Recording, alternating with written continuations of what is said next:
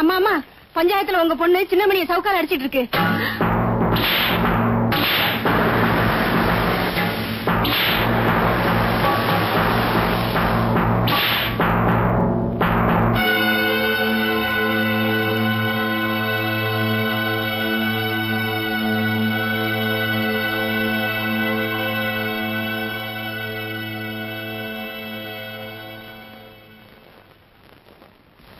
ஆத்திர அடங்கிருச்சா?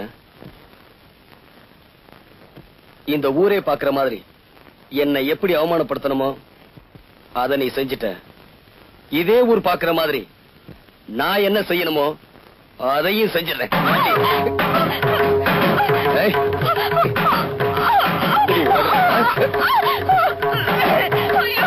என்ன அவமானப்படுத்துற உனக்கு இது ஒரு பாடமா இருக்கு. போடி.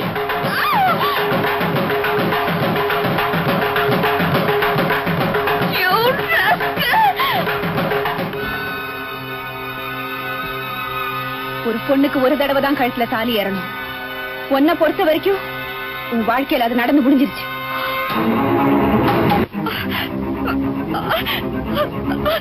பலவந்தமாவோ பலாத்காரமாவோ இந்த தாலி என் கழுத்துல நிறுத்தி வைக்க முடியாது. இந்த தாலி எப்போ உன் கழுத்திலே இருக்கணுங்கிறதுக்காக நான் காவலும் இருக்க முடியாது. ஒரு நிமிஷம் நான் சொல்றத பொறுமையா கேளு. அதுக்கப்புறம் இந்த தாலியை கழுத்திலேயே மாட்டிக்கிறதா இல்ல கழட்டி எறியறதாங்கிறத நீயே முடிவு பண்ணிக்க. நீ நிக்கிற இந்த இடம், இந்த பங்களா, உன்னுடைய கார், நம்ம வசதிகள், இதுக்கெல்லாம் சொந்தக்கார யார் தெரியுமா? இந்த தாலியை உன் கழுத்துல பலவந்தமா கட்டினானே அந்த சின்ன மணிதான். நீ நினைக்கிற மாதிரி உங்க அப்பா ஒன்னும் ஒரு பரம்பரை பணக்காரர் இல்ல. இதே ஊர்ல வசதியா வாழ்ந்துகிட்டு இருந்த எங்க அண்ணன் கிட்ட கை நீட்டி சம்பளம் வாங்கிட்டு இருந்த ஒரு வேலைக்காரர் தான். அவர் எங்க அண்ணன் கிட்ட வேலை செஞ்சுக்கிட்டு இருந்தப்ப தெரிஞ்சோ தெரியாமலோ உங்க அப்பா கிட்ட நான் என் மனசை பறி கொடுத்துட்டேன். இது தெரிஞ்ச எங்க அண்ணன் எவ்வளவோ எடுத்து சொல்லி பார்த்தாரு. ஆனா நான் கேட்கல. முடிவா எங்க அண்ணன் கிட்ட நான் சொன்னேன், நீங்களா பார்த்து ஒருத்தரை கல்யாணம் செஞ்சு வச்சாலும், நானா விரும்பி ஒருத்தரை ஏத்துக்கிட்டாலும் வாழ்க்கை நடத்த போறவன் நான் தானேன்னு சொன்னேன். அதுக்கப்புறம் அவர் ஒரு வார்த்தை கூட என்கிட்ட பேசல. அடுத்த வாரமே உங்க அப்பா கட்டின தாலி என் கழுத்துல ஏறிச்சு. ஆனா கல்யாணமான ஒரு மாசத்துக்கு அப்புறம் தான் உங்க அப்பாவுடைய சுயரூபமே எனக்கு தெரிய ஆரம்பிச்சது. நீங்க எவ்வளவு சொல்லியும் கேட்காம நான் தப்பு பண்ணிட்டேன்னா உங்களை இந்த நிலைமைக்கு ஆளாக்குனதே நான் தானே. இப்போ எல்லா சொத்தையும் எழுதி வாங்கிட்டு வந்தாதான் நீ வீட்டுக்குள்ளேயே வரலான்னு என் வீட்டுக்காரர் சொல்லிட்டாரு. அதுக்கு நீ என்னமா சொன்ன?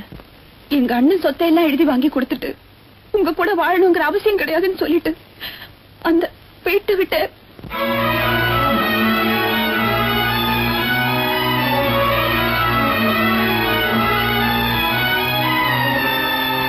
மாப்பிள்ள ஜானகி,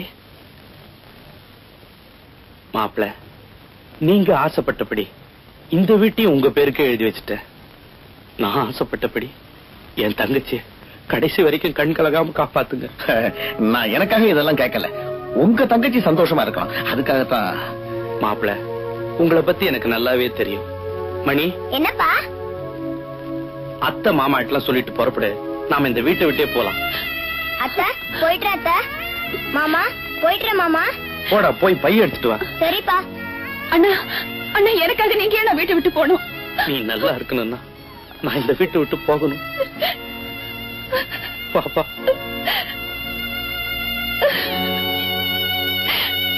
அண்ணா, வீட்டை விட்டு வெளியே போனதுக்கு அப்புறம் எவ்வளவோ வசதியா வாழ்ந்துட்டு இருந்த எங்க அண்ணன் ஒரு கூலிக்காரனை விட கேவலமா குடிசையில வாழ்ந்தார். அந்த நேரத்தில் அவருக்கு வந்த சக்கரை வியாதியை குணப்படுத்த அவரால் முடியல. அப்பதான் அவரை பாக்குறதுக்காக நான் ஆஸ்பத்திரிக்கு போனேன்.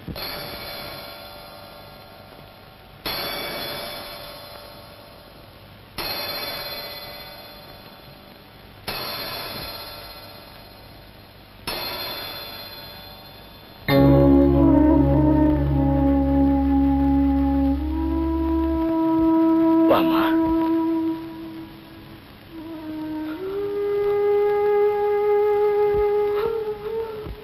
ஆபரேஷன் தான் முடிஞ்சு போச்சே, அப்புறம் என்ன அழறீங்க? இன்னொரு காலம் எடுத்தாதான் உங்க அண்ணனை உயிரோட பார்க்க முடியும்னு டாக்டர் சொல்லிட்டாருமா. டாக்டர் சொன்னா உங்க நல்லதுக்கு தான் சொல்லுவாரு. ஒரு காலுக்கு நீ இருந்த, இன்னொரு காலுக்கு நான் இருக்கேன்னா.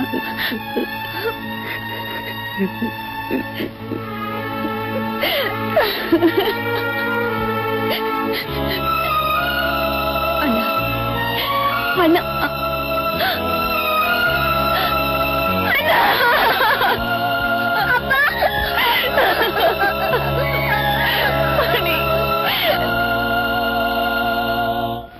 அண்ணன் இறந்த கையோட உங்க அப்பா அவனுக்கு இருக்கிற ஒரே வாரிசு பையன்தான். அவனை கொன்னுட்டா சொத்துல பின்னால பிரச்சனையே வராதுன்னு அடியாள் கிட்ட சொல்றத கேட்டேன். எங்க அண்ணன் தான் எனக்காக சொத்து சுகமெல்லாம் இழந்துட்டாரு. எங்க அண்ணன் மகன் எதுக்காக அழியணும்னு அவனை காப்பாத்துறதுக்கு என்ன செய்யறதுனே புரியாம அவனை ஒரு பரிசல்ல வச்சு அனுப்பிச்சுட்டேன். சமயத்துக்கு உதவிட்டுமேன்னு அவன் கழுத்துல ஒரு செயினையும் போட்டு வச்சேன். அந்த செயின் தான் அவனை நான் யாருன்னு அடையாளம் கண்டுக்க உதவிச்சு. உங்க அப்பா சுகர் ஃபேக்டரி கட்டி இந்த ஊருக்கு வந்தப்போ ஒரு நாள் இந்த ஊர்ல பாபான்னு ஒருத்தர் தம் பொண்ணு அம்மா வாத்தப்ப ஊமை ஆயிட்டான்னு அவளை குணப்படுத்த வைத்திய செலவுக்கு பணம் இல்லாம ஒரு செயினை எங்கிட்ட அடமானமா கொண்டு வந்து கொடுத்தாரு.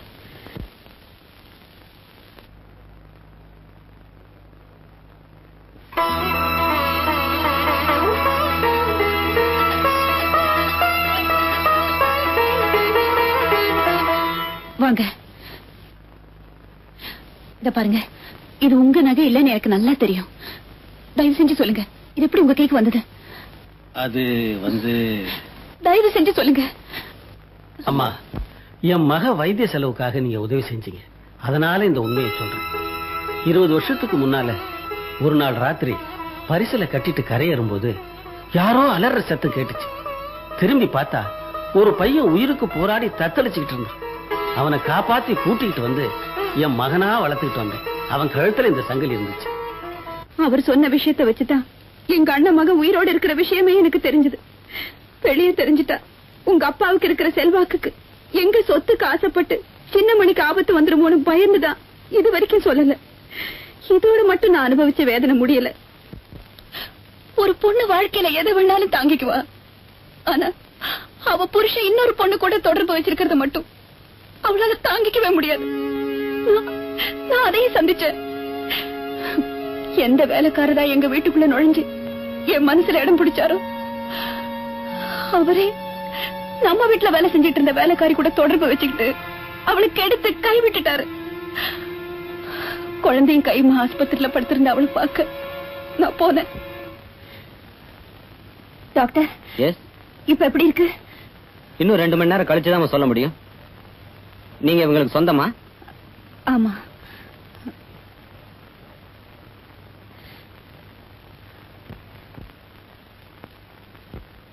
டாக்டர், நிஜமாலியம்மா, டாக்டர் கூப்பிடுறதுனால எந்த பிரயோஜனமும் இல்லை. நான் செஞ்ச தப்புக்காக இந்த பச்சை குழந்தைய அனாதையாக்கிடாதீங்க. கவலைப்படாதம்மா, நான் பாத்துக்கிறேன். ரொம்ப சந்தோஷம்.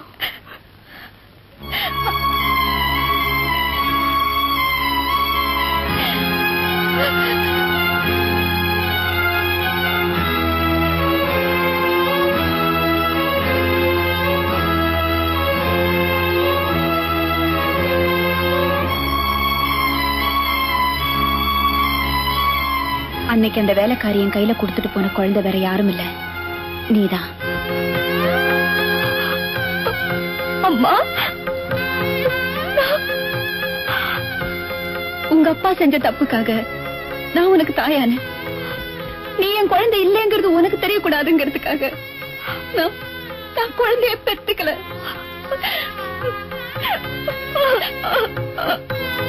என் அண்ணன் மக சின்னமணிய ஊரே பாக்குற மாதிரி அனாதைன்னு சொல்லி நீ அவமானப்படுத்தின. இன்னைக்கு நீ யாருங்கிறத கொஞ்சம் யோசிச்சு பாருமா.